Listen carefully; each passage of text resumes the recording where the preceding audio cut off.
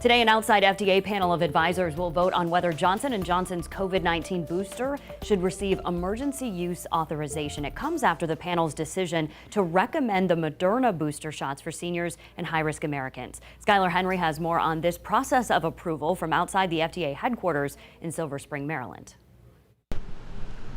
For the second day in a row, an FDA advisory panel convened, this time to decide if the Johnson & Johnson COVID-19 booster shot could benefit some high-risk Americans who've already received one dose. We want to provide optimal protection against COVID, and we know that a booster dose will do that.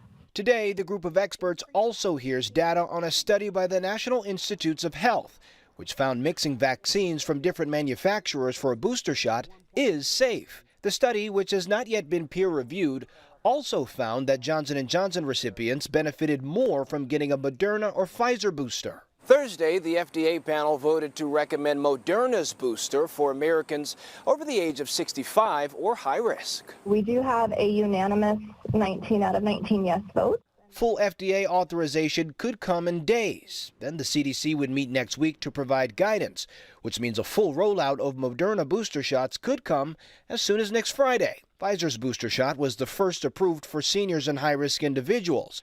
According to CDC data, more than 9 million Americans have received a booster dose. They're free, available, and convenient to get. President Biden says the country is making progress against the pandemic, but he's urging the tens of millions of still unvaccinated eligible Americans to roll up their sleeves.